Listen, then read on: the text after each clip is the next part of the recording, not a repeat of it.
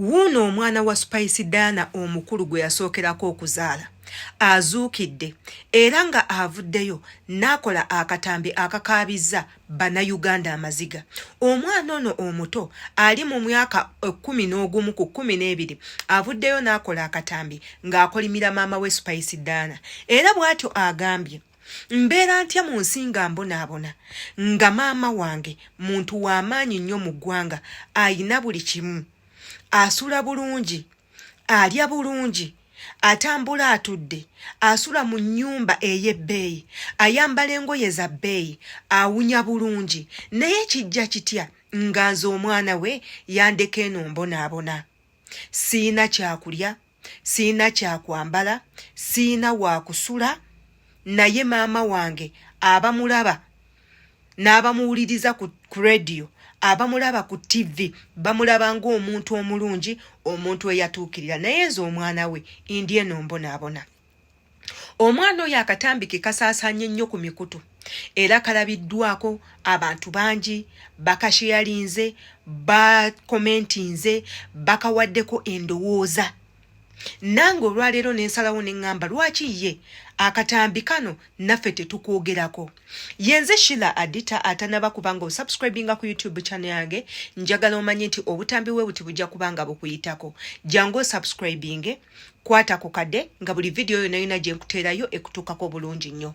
Commentinga tumanye endowooza yo ku butambi nga bwe buti bwe tuba tuteekayo. Emboozi ya leero ya mwana wa Spice Dana afuuse ensonga. Akatambi ke ndowooza mwenna mwakalabe ne we tutayogera bigambo bingi, naye abaffe ekibuuzo kigenda kubeera wano wammanga eri mwenna abalaba akatambi kano. Ebibuuzo bigenda kuba bibiri byokka. Ekisooka, lwaki abantu abamanyifu baserebu mu ggwanga lyaffe erya Uganda bakweka abaana? Ekyokubiri, mukakasiza ddala ono omwana wa Spice Dana oba just mawulire? Byonna tugenda kubyogerako, naye era nga sinnabyogerako njagala nkujjukize nti osubscribinze, njagala obeera omu ku abo abatuukibwako obutambi bwaffe. Akatambi k'omwana oyo nkalabye emirundi n'emirundi, n'enkaddiŋŋana n'enkazzaayo n'enkongeramu n'enkaddamu n'enkalaba n'enkekkaanya, nga amazima gali nti omwana afaananamu Spice Dana. Naye era nga bwe mumanyi nti okufaanagana si Luganda. Abantu bangi nnyo batufaanana, abamu ne batandika n'okwefuula ffe, abamu ne batandika n'okweyisanga ffe, abamu ne batandika okuleetera abantu okulowooza nti kituufu batumanyi, abalala ne batandika okulowooza nti kituufu abantu abo bantu baffe, naye ng'ebiseera ebisinga bayinza okuba nga tetulina wantu wonna we twali tubasanze, tetubamanyi, tetulina kakwate nabo. Omwana ono si wa Spice Dana go ge mazima. Nze nakula nina mukulu wange yasomako ne Spice Dana ku Valerian. Essomero lye bayita Valerian lyali lisangibwa Kibuli, we yasomera naye primary. Spice Dana oyo enkula ye teyali nnyangu, ye muwala eyali ng'omujagujagu, era bw'atyo ne bamaliriza okusoma, Spice Dana n'atandika kaliyoke. Spice Dana bwe yavaawo n'akuba hiti ye esooka.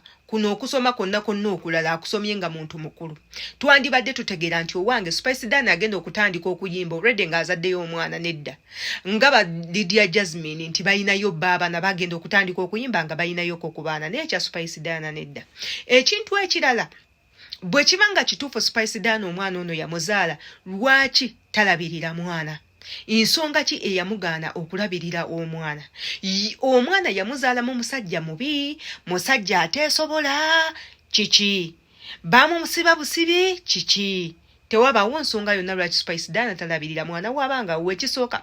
Spice Dana mukazi mugagga nnyo.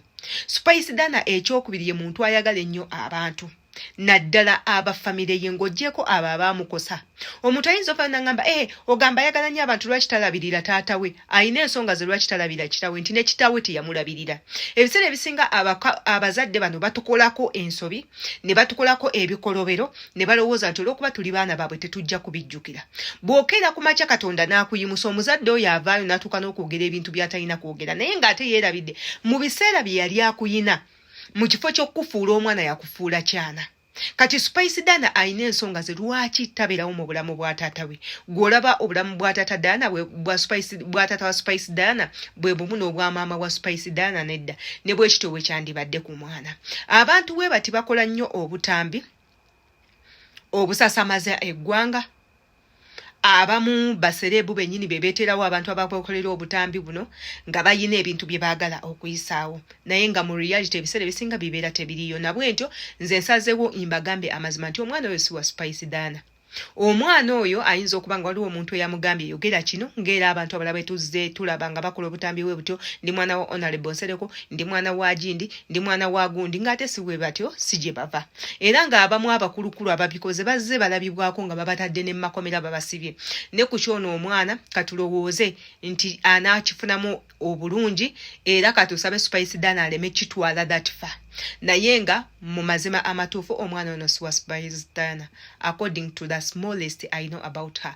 Yenze Sheila Adita g'osuubira ki ku butambi nga bwe butyo osuubira ki katambi k'oyo omwana okakasa omwana wa Spice Dana?